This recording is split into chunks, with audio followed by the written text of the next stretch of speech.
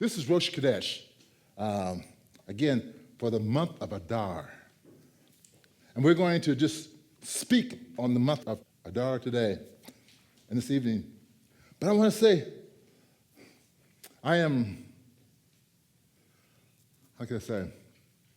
really excited about speaking on this today because God showed me something that took me to another level on this piece. He showed me something that, for me to get a better handle on what is all entailed in this month and what he has in plans. Because I've seen it one way, and I've taught on it continually. But this time I went in, I was trying to get a clearer insight, just get a little bit more depth as to what he was providing this month.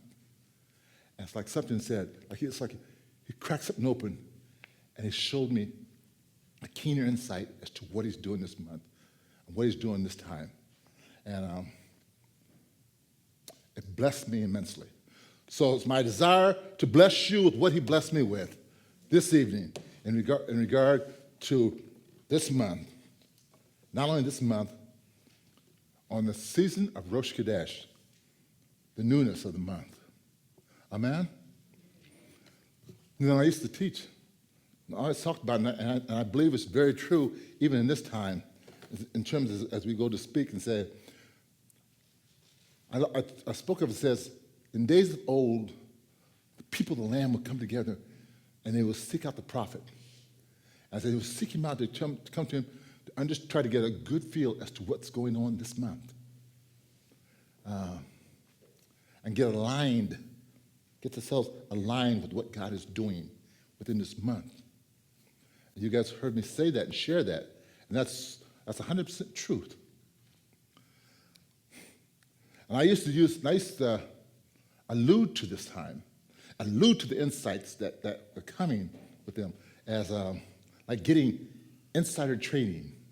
You know, you get insider notes as to what is going on, and then you can be able to discern how to align oneself in order to walk effectively in this time. But as I was preparing my heart to do just that and say that, God let me know it's bigger than that. He said, don't camp on that. It's bigger than that. So in doing and seeing bigger than that, he's given me a keener insight into what Rosh Chodesh, I believe, is all about. Again, each month, every month, we speak in terms of them having the various different characteristics. So I'm just going to speak of the various different characteristics that we can identify with this month. Obviously, we understand as Adar, specifically this one, they look upon it as being a month that's pregnant. Again, some of the basic characteristics because of the preciousness of what this month contains and what it's all about. God takes all of his months, each of them, and he puts a capstone on top of them and highlights them with a jewel or a gem, a precious jewel or gem. They speak in terms of the preciousness that's contained therein. For this particular one, it's the amethyst. I like that. The amethyst. Well, its color is purple. I look out and I see a lot of this people wearing purple, and I think like, wow, it's a sign of royalty. As we come to understand as well, every month is tied to a tribe, a particular tribe. And again, this particular month, that kind of captures a personality that we can get our handle on and look at the tribe as well. It's a tribe of Naphtali. Naphtali. And each of the months as well are tied to a particular Hebrew alphabet. See, I'm speaking to a lot of veterans, but it's truth. I want you to understand as we go through these things, especially some of the people who may have not heard it for the first time, as it speaks in terms of the Hebraic letter that's associated with it. This particular one is the letter Kuf, or Kof. But in it, as he goes to say it, it gives us the sign or a thought of of like a monkey. They say a monkey. I'm thinking, what's a monkey got to do with it? It's tied to a masquerade. You know, have you ever heard that saying, monkey see, monkey do? It's a sign of mimicking. Funny. Each of those things I just talked about are key, are important, as it lends itself to this month. As it deals with us in the sense of a masquerade or mimicking. With what I just said, I want to share with you what he showed me in my study this month, on this month of Adar. The title of tonight's teaching is Spiritual Surgeons. A spiritual surgeon. You know, in order for me to grasp what he was showing me in this illustration, he allowed me to see or to witness an elephant. You ever seen an elephant gone to the circus, and you ever watch these elephants as they go to perform? I mean, they do some things where this thing is huge. They get up on this ball, they can get up on the ball, and they can keep themselves balanced, and they kind of roll a little bit. I remember sitting in the circus and watching them go, wow. And they have them stand up, and they walk behind each other like this, and then put themselves on each other's back, and then just go to move and to function. They even had some, they got this big old tub, and they get up there and they walk, and they sit down on it, just like a person. And raise up and look at you, and you kind of chuckle, because it looks kind of cute, because, as they sit there, I'm waiting for him to pick that big old leg up and just cross his legs, but he won't do that one yet. Or they show them how to get down, they can crawl and do different things. And I'm amazed at what they can do and how they do that. But the capstone of all that saying is that everything I just talked about, everything they're doing is not normal. They're out of character. They're performing. Nothing they did, nothing how they act is normal. But we are entertained by them. Then the thought comes in and says, well, how did they do that? How did they learn all that stuff? I'll tell you how they do that.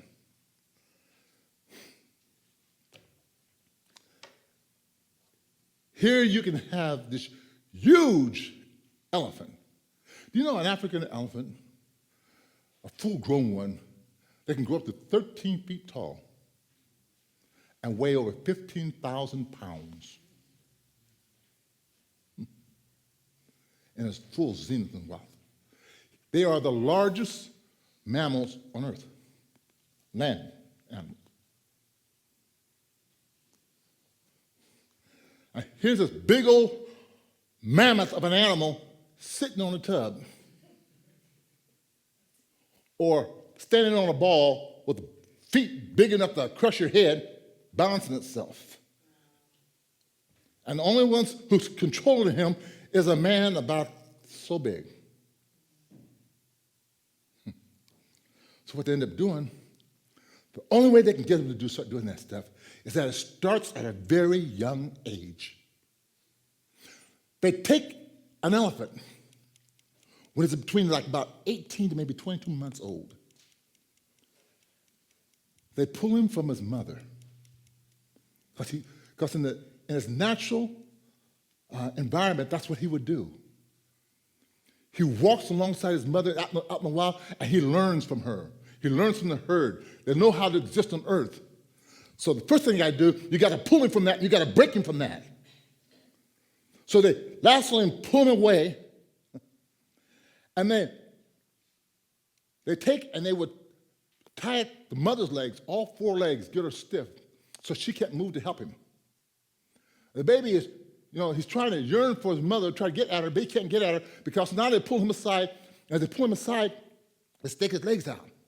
They take him to keep a chain or a rope, a chain around his feet. And they keep him isolated and restricted for anywhere from about 6 to 8 months to almost a year. He can't move. Then what they do, they'll start removing the chains. The baby, he wants to get back to his mother, and he can't because he's tethered with a leg. And so he pulls, and it's pulling. He starts getting to the point, especially since he's young, because they would use little prods on him, like little pokers, like things to control his movement and get him to do certain things. So a lot of times he finds himself swaying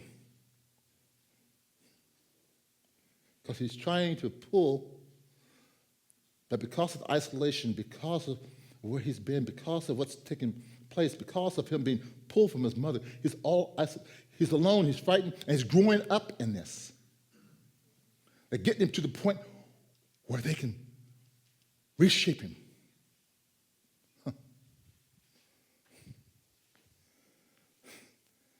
And so, I'll get that. No. And so, as he's fooling this, they get him to the point, the thing is so incredible. I speak in terms of what the size and what the weight and what the strength is at a full-grown age. But what he's being held by is a peg or a stake. It's one. He's been chained to the walls, and he can't pull a wall, but when they remove that, the stick is reminiscent of the wall, and he still envisions the wall. So he sways and he pulls. As he tries to pull, he is restricted. The first key that you got to do in doing this is that his spirit is broken. And his character of who he is, and what he is being totally redefined. They got to get him to accept to do things that are no longer normal. So with his spirit being broken and his character redefined, soon, after a while, he's forgotten who he is. He's forgotten pretty much who he is. He's even forgotten how strong he is.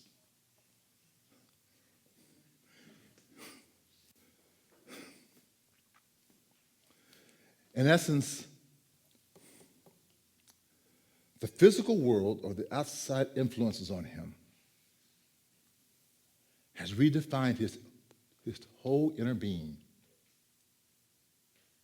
his true self, his character for what he is. He's become nothing more than a shadow of God's created order.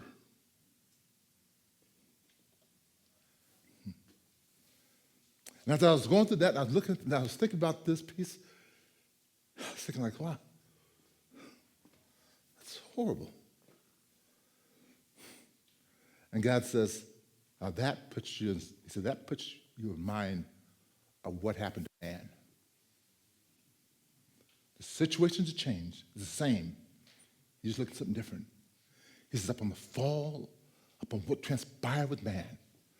That is what transpired.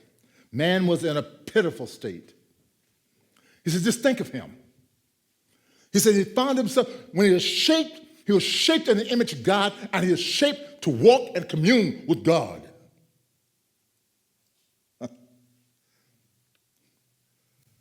His whole fellowship was such that as he walked through all creation, as he went to speak, he spoke where there's no questions All answers were known to him. All creation was at his disposal. He was made to have dominion and rule. He says, but something happened. When that happened, the heavens was cut off. Man being full. And I could see man now operating abnormally.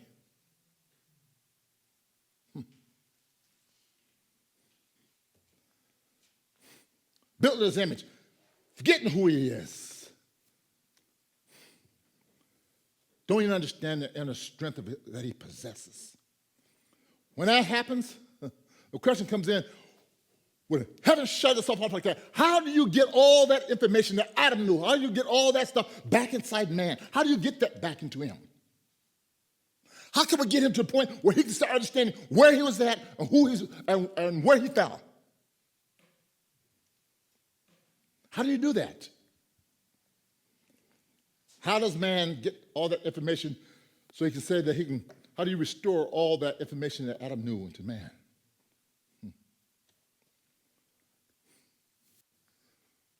God has a plan to get it all back inside of him as such. When I was sitting there thinking about this, and the Lord was showing me this, taking me out to see, I want you to see what is going on.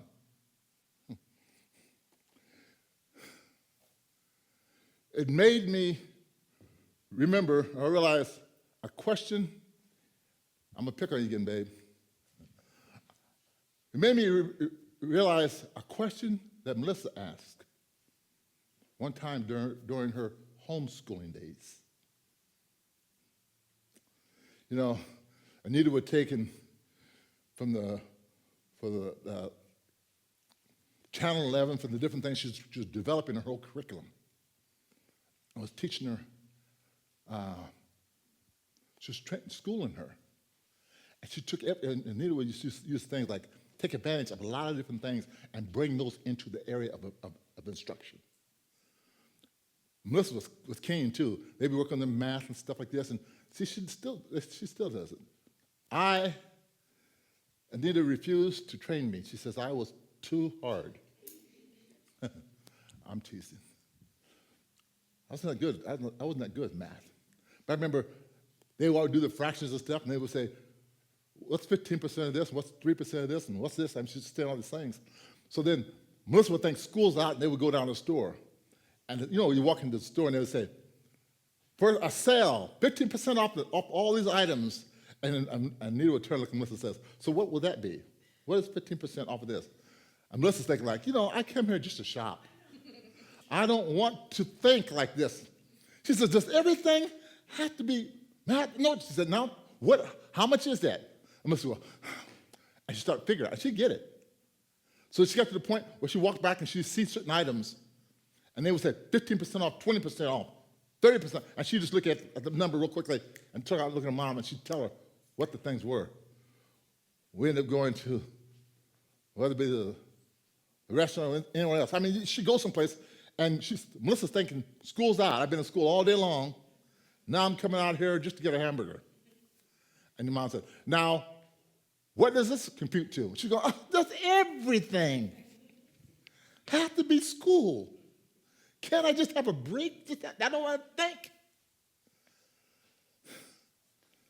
And I said, and I remember that. Because I used to sit there and I think like, yeah, does everything have to be school? Give it a break, you know, they have summer break, some vacation. But every way she looked, it's a thing you got to think about. And when I sat and think about it, I thought about that question when God was dealing with me on this thing with Rosh Chodesh.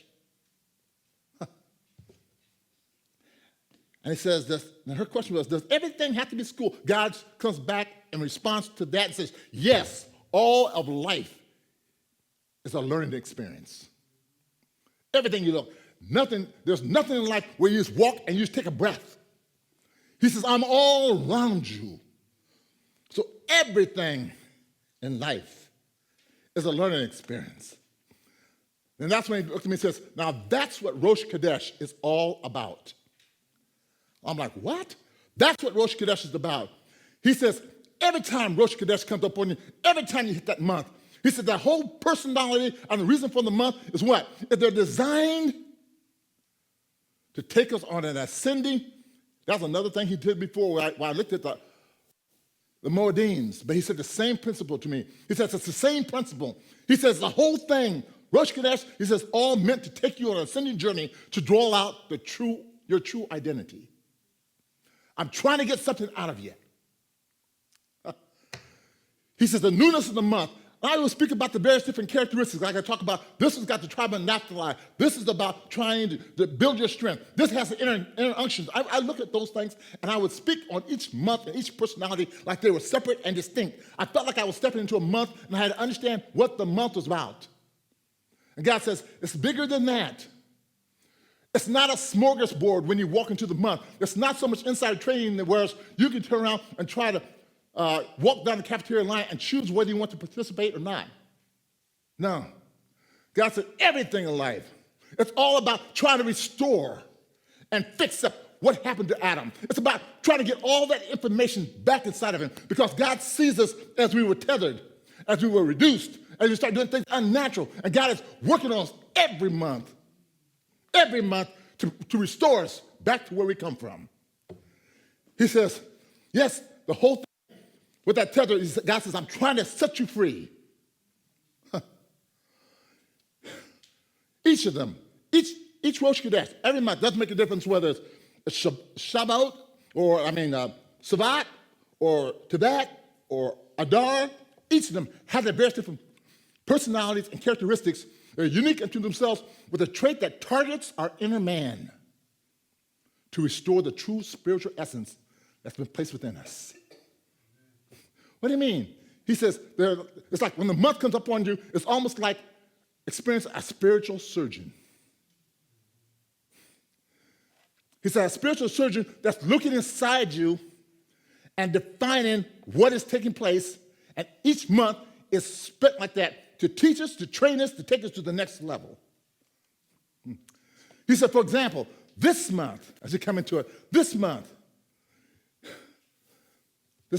of Adar that we're in right now, inside of us, it's going to be focusing on the outer image. Let's talk about the mask within. The mask on the outside, but it's dealing with, this month is about dealing with our outer image as to what we've become.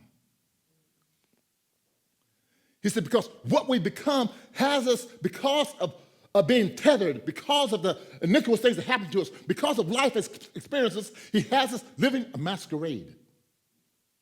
The true us is really being displayed. Sometimes I try and says, I can't wait to get home, I can't wait to get all the lights off or go in my room so I can just be me. I can't be me out before the people because I have this image, I have this thought, I have this person that I need, this persona that I need to perpetuate, but it's not me. So this month is set up with the things that's going to expose these things to us. This month is all about redeeming and restoring our true identity. That's the goal of the month. That's what's happening within the month. This is what he's operating on because he knows something's happened to us. God wants us to see us. God wants us to see us how he's seen us before the plague. Before I got chained, before the thing that limited me, God says, there are things about yourself that you can't see, but you've been altered and you're doing things unnatural. It's not you, but you're operating because of the wounds or things that have got you tethered. So this month, God wants us to see who we are, who we were, before the plague, both spiritually and physically. You know, as life presents itself, these things happen to us. I can see myself, I can try and tell you things I used to do when I was young and I was in school, how I wasn't so sure about certain things and things I did. But as I got mature and got past some of those things, I can look back as God allowed me to grow And I look back and I kind of shake my head and Tron says, I remember I used to run. I used to do this. I don't do it no more. Why? Because as he healed me by his mercy, by his grace, as I'm coming up, it's like God loves me even when I don't love myself. He fixes me even when I don't see him fix me. There's things I'm doing, I think this is by happy chance, and I look back and say, well, it's nothing but God's hand on my life.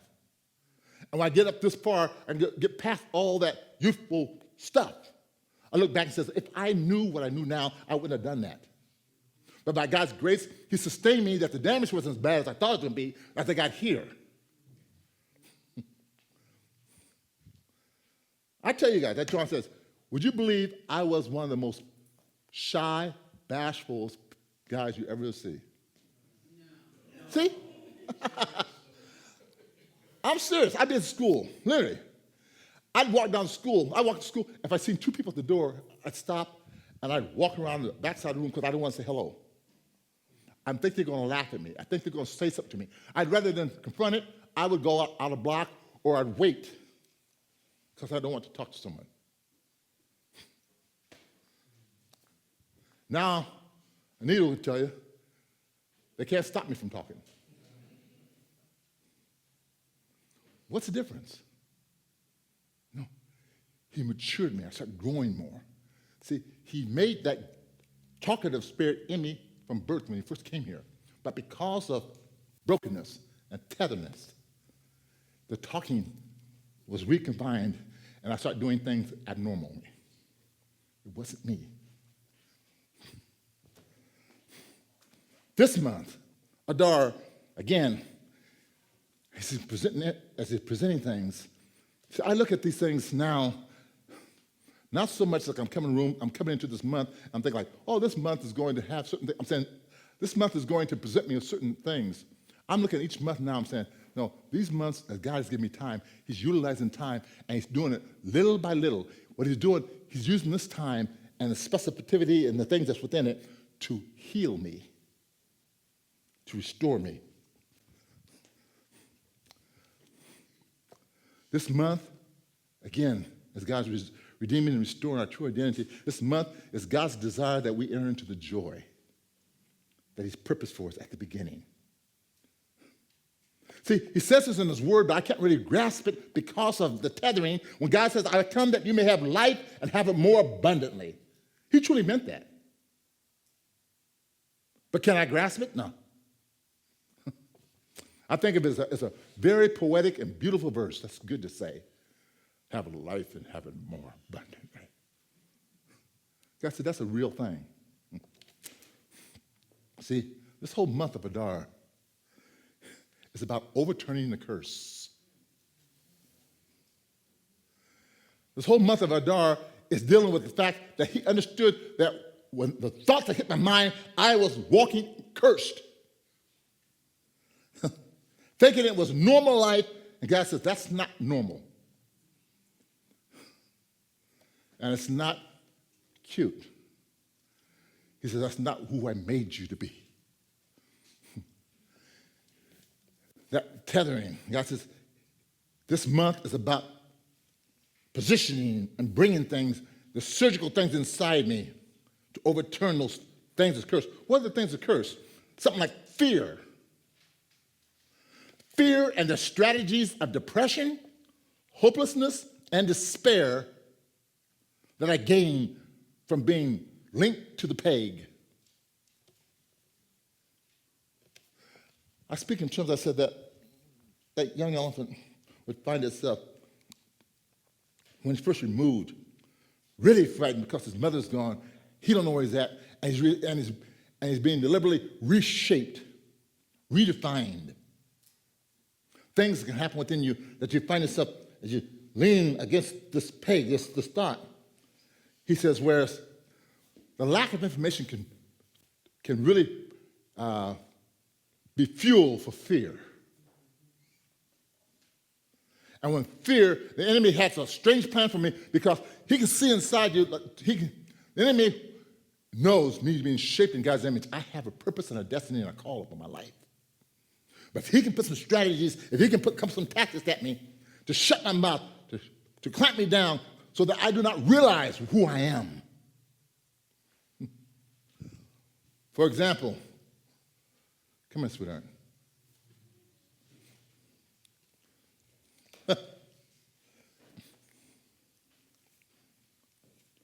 Isn't she beautiful? Now, you should have seen her when I very first met her. I'm talking about over 40 years ago. Her hair was down to here. Literally, she couldn't even sit without trying to push her hair out of the way because she sit on her hair. Had people come up to her and trying to talk to her about utilizing her hair for wigs. She would grow hair. She would not wear glasses. She kept her glasses in her purse, and every time because she is so self-conscious, she walk around like she can see people, and everything's blurry. So she gets someplace, she has to see someplace, she waits, no one's looking, she like this. Another issue. And she put a person, hide it back. In fact, her glasses are broke. She only had one stem on them. She only had one stem on them like this, so it was really quick. And I said, sweetheart, I said, Nita, look at that. Isn't that wonderful? And she said, what? Oh, that's nice. Wow. And then if I turn around, back then, if I told her, I said, come here, sweetheart, she would have died. You think she got here before you guys? I literally crawled. I got drag her up. And then we battled for 4 days because she says, why did you do that to me? I can't stand it. And she's true. True. And she is brilliant. Just like I told you, she's homeschooled. Brilliant. She'd hear God's voice, but she's afraid to say it. She didn't know what to do because as they raised her differently. She thought of something. I heard her share a testimony up here. She says, if the music or the spirit got high, she had to do like this to try to raise her hand. This woman that you walk around, bellowing and decreeing and charging, grabbing shofars, beating horns, looking at people, get up, say it. Couldn't have even done it. She was just a shadow. So much ways that if you looked at her, she was not tethering. She was like immobilized, like this.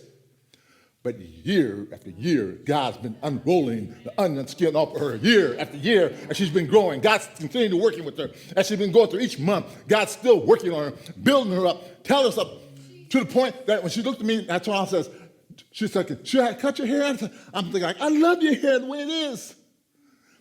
And then God burst something inside me. He says, it's not the hair. She's trying to be her. Let her be her. If it means to reduce the hair, so be it. If it means whatever, with the bright colors and everything, she has become like a 180-degree person from the one I've met. See, God had her as a watchman, as a prophetess, as one that could speak and decree and declare, but she couldn't have done it back then because she's so immobilized. She couldn't have done nothing. But every month, God's mercy has been working through her, working with her, pulling things off, shaping her, getting ready, so that you guys can see this lady, and you think, see, now you see this lady? See, what she's doing back then wasn't normal.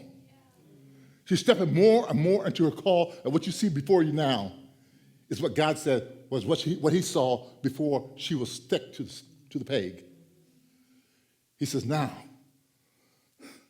she's had spiritual surgery where he's been redefining everything from her personality to her fears and her phobias and her iniquities and her ways. He's freeing her of all that junk so that she can walk and walk more in his image. Thanks.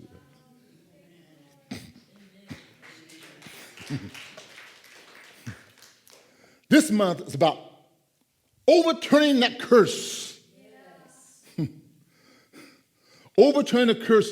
He says, of all the fear and the strategies the adversary had against you, infected us with depression and hopelessness because there's no hope. I can't see my way out of this. And the despair where you have no hope. You have no thought. You're linked to the peg and you're stuck there. But God is talking about breaking us free from that stuff. Why is he addressing this thing? Why is he having me talk about all this fear and this iniquitous ways right now in this month? Why? He says, because in this month, when he talks about overturning a curse, that fear is truly a silent killer. Fear. It keeps us from ever trying. I don't want to do it. It immobilizes you. You can't do anything. God's been calling you to do something because he wants to enrich your life. He wants to take you to the next level. He wants that you have life and have it more abundantly. But because of the fear and the intimidation thereof, you don't want to even move. I'm secure where I'm at. I don't want to go in. No, I don't know what they'll do. I don't know what they'll say. Just turn it away. I don't want to see it. Fear, what keeps us from trying. Fear is that peg that keeps us from even moving. And this month, he's going to bring the things before us. See, often those very pegs that's holding us are the fears that we learned when we were very young. Somebody look at him and says, why are you so, what is wrong with you? If you really think back into it and says, I remember when they left me.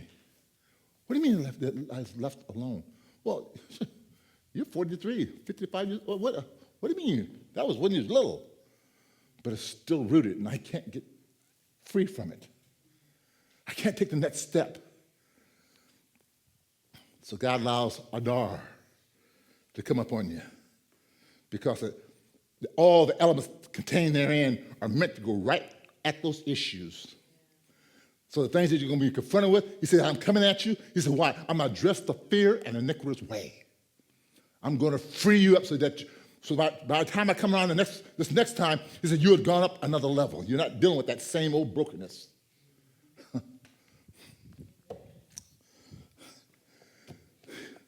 He says, a lot of times those fears are fears that we learn when we're very young. You know the strange thing about this is? He says, oftentimes those fears that we get are fears that we inherited from someone else. They aren't even ours. But because of associations and how we're there, you heard me share that story about Melissa in the dark. I said I used to take her when she was young, put her in the bedroom, because around the house, we had no fear of dark. Just talk light and go to sleep. So she'd get up and have a full day. Come time to go to bed, we'd take her in the room, and I'd tell a little story, we'd sing songs and stuff like this, and put her in bed and say, and she'd be laughing at it. And Anita would tell me, she said, now don't get her all wired, don't get her all wound up, So I would, it's time to relax and go to bed, tell her stories and stuff. And then I say, okay, babe, I'll see you. Good night. Good night, Daddy. Good night, good night. Click, click. I turn on the light, and I head on out. And because I would know at times that we're going to stay up a little longer and we might be, in conversation, whatever. I don't want her to be distracted, so we might even shut the door. She's in the room all by herself. We come back in there maybe an hour later, open the door, and she might be in there. I said, are you still awake? Having a blast. She's just talking. She has her own little friends and stuff in there. And she's just talking. Anita said, clarify, they're stuffed animals. Okay, she has her animals, so she's talking to her.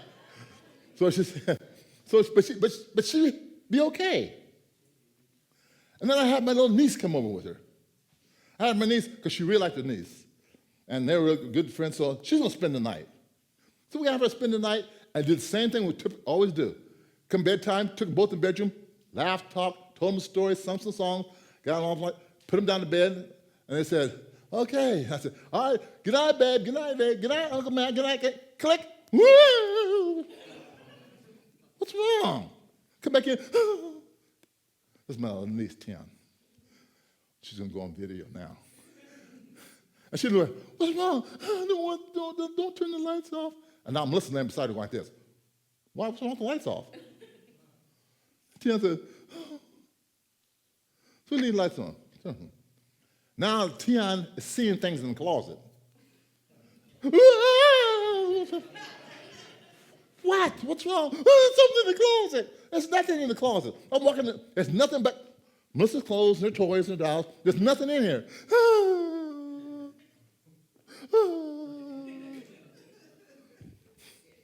Yeah. Now Tian goes home. Yeah, that's right. Put Melissa in the room all by herself. Okay, babe, I'm telling a story, singing songs like I typically do. Good night, Dad. Click. Woo! What? I think there's something in the closet. There's nothing in the closet. Tian said this. And I'm like, oh. We had to alter it. She didn't want to be in the lights like that. Inherited a fear. Don't know what it is that she's scared of, but Tian was scared of it, and she had respect for Tian. Whatever Tian saw, it must have been in there.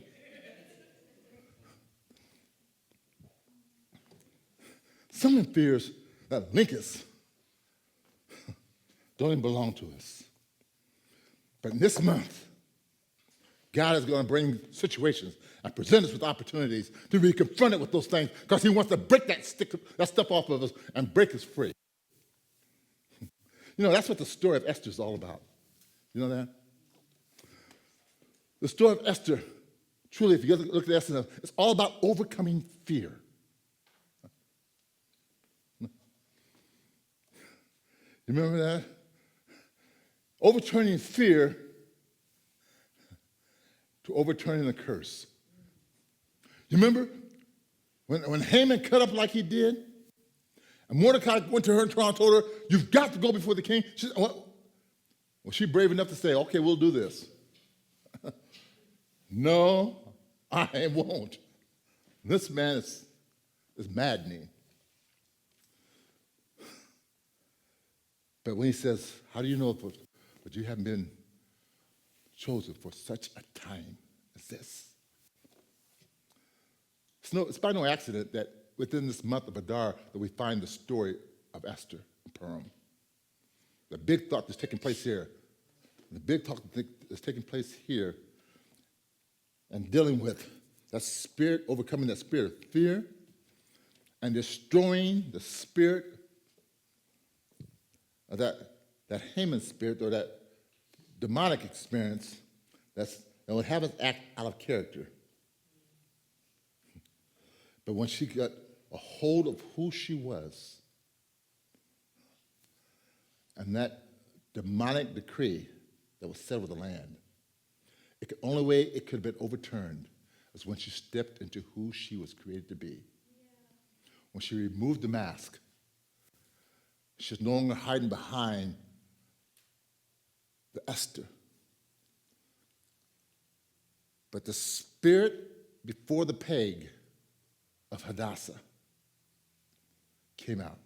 When she looked at Mordecai and said, have all the people to pray. And when she came before him, it wasn't a masquerade. This woman was ready. When Mordecai said, how do you know? We read the story, and everyone tells us it makes all the sense because we can look at it in hindsight. You can see where Basti was disposed. You can see how she came from obscurity to the queenship. Couldn't have happened without a miraculous hand of God that was over it.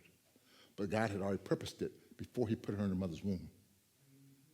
She is already adorned to be queen before she even ran to Mordecai. The one thing that transpired in here, and what Haman allowed him to do, he allowed her to step full into who she was.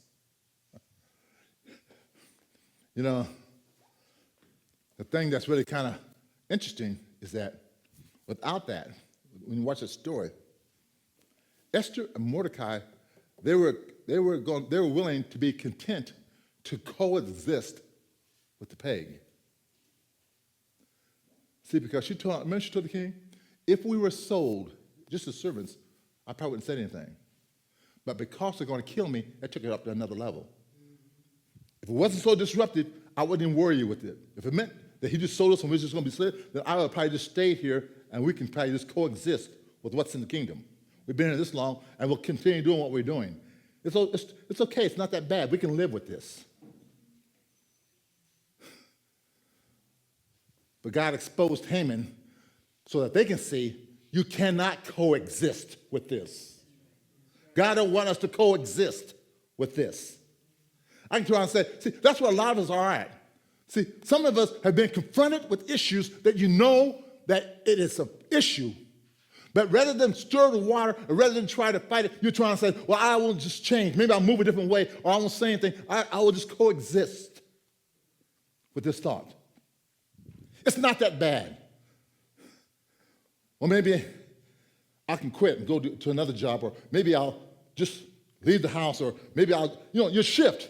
Rather than confront it, rather than stay full, rather than becoming who you are, I will just live with this. And God's trying to say, no, you aren't to live with this. God don't want us to coexist and live with it, so he allowed the wickedness of Haman to be exposed, to be such a factor that it brought Mordecai, Esther, all of them up, come up from behind the mask. No more Esther. Hadassah, step in place. I think that's what God's going to do to some of us. Now, with all that I'm saying, in this month, in this time, as you go through here, as opposed to trying to say, like, okay, what can I expect? No, God's going to try to say, it's not the expectation. What is he going to expose in you? That's the question. What is he going to bring to the surface in you so that you can quit living a masquerade?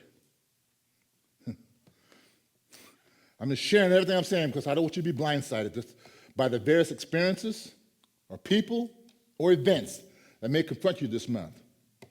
Because the only thing they're doing is when you get confronted like that, they're going to expose to what depth your masquerade is going. How are you willing to live?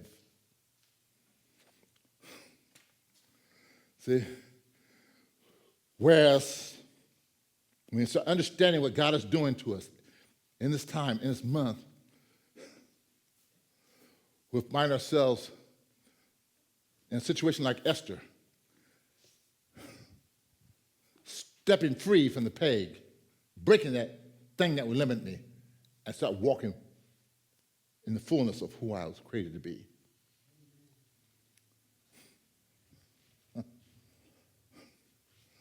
God's got a big weight for us.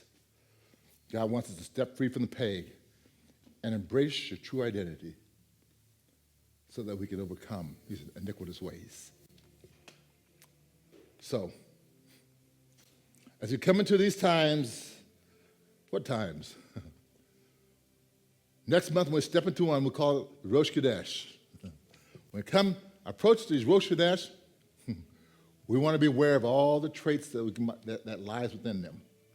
I want to see what God is looking inside me and how he's going to shape me and try to reshape me into who I was before the peg. I want to experience, instead of Rosh Chodesh, I want to experience the spiritual surgeon that's going to come inside with a divine knife to cut away all the junk, clip that chain off my foot. Because God has established each of those Rosh Chodesh, when they come up with all the various different characteristics, with all the various different thoughts, because those are the principles and those are the thoughts that he's looking inside of us personally. And he's going to address them so that we can be what he has us to be. God established them to guide us. Each time we step into a Rosh Chodesh, God established them to guide us along his path of healing. I look at it this way. God has established them to take us along his God path of restoration and wholeness. He wants me to be what I was before the peg. He don't want me to live and coexist with the peg. He wants me to understand so that when I walk into these situations, these circumstances, some things that will pop up out of nowhere. You're trying to think like, of all times, I could not believe that woman came up and got all up in my face. I can't believe this guy come and said this. I can't believe when I was home, this happened to me. I cannot believe. Why? So God's trying to say, because I am trying to get you free that you can be who you're supposed to be. I don't want you no more sitting on the ball or sitting on the tub or standing up doing things that are abnormal. And in your eyes, you think they're normal. Something has transpired to redefine your character and reshape your inner man, that now you no longer resemble God's original plan. The month of Adar is about removing the mask, coming out behind the masquerade, being renewed, and walking effectually into what God had you before the plague. Amen?